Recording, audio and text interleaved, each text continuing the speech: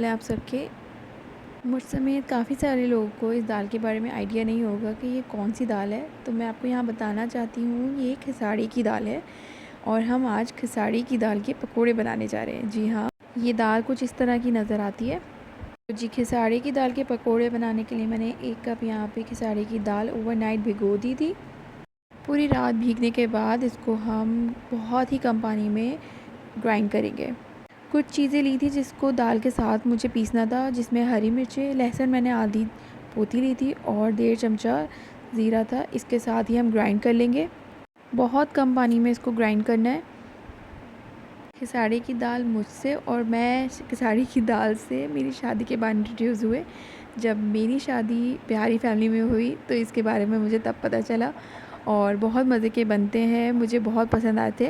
तो मैंने सोचा क्यों ना मैं अपने व्यूअर्स के साथ भी सब शेयर करूं। जी, अच्छी बाइंडिंग के लिए यहाँ पे मैं 2 चमचे बेसन के ऐड कर रही हूँ और 1 चमचा मैदा। खिसाड़ी की दाल के पकोड़े बिहार के लोगों की ख़ास रेसिपी है और मुझे ये बहुत टेस्टी लगे थे, बहुत मज़े के बनते हैं।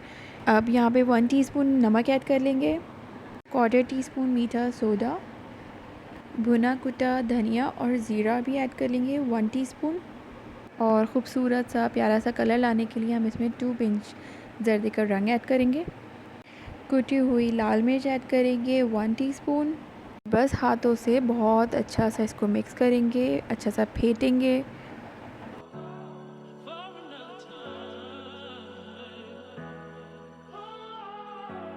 अच्छा, हाथों की मदद से फेंटने के बाद आपको ख़ुद आइडिया होगा कि आपको इसमें कितना आपको थिक रखना है या कितना नहीं। यहाँ पे मुझे थोड़ा सा लिक्विड ही लग रहा था अपना बैटर, तो मैंने यहाँ पे 1 चमचा बेसन और मैदा 1 चमचा ऐड कर लिया था। अगर आपको नीड नहीं होगी, अगर आपका बैटर थिक है तो आप यहाँ पे ऐड मत कीजिएगा। अब यहाँ पे दाल बिल्कुल सही से मेरी थिक हो चुकी थी, बिल्कुल जिस तरह से मुझे चाहिए। बस अब इसमें हम बाकी चीज़ें ऐड कर लेते हैं, जिसमें मैंने 2 मीडियम प्याज ली थी और हरा धनिया लिया था, तकरीबन 4 से 5 चमचे ये ऐड कर लेंगे। और 1/4 टीस्पून जो है अजवाइन मैंने हाथों से जो है मसल के इसमें ऐड किया है। बस ये तमाम चीज़ें ऐड करने के बाद बस इसको हम अच्छे से मिक्स कर लेंगे।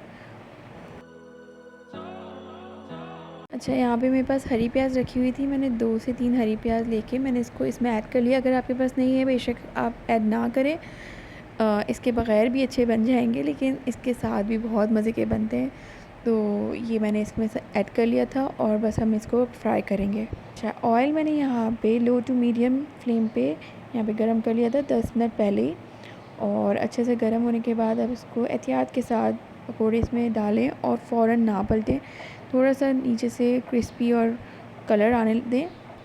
सारे पकोड़े हम इस तरह से इसमें ऐड कर लेंगे और अच्छा सा जब तक ये फर्म ना हो जाए तब तक पलटेंगे नहीं।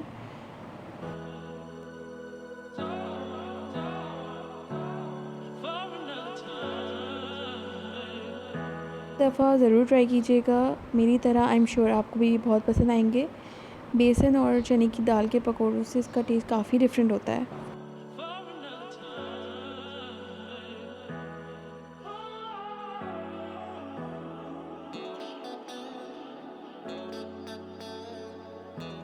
आँच आपको बिल्कुल मीडियम फ्लेम पर ही रखनी है, बहुत ज़्यादा हाई हीट पर नहीं पकाइएगा, क्योंकि ये ऊपर से ओवर कुक हो जाएंगे और अंदर से कच्चे रह जाएंगे।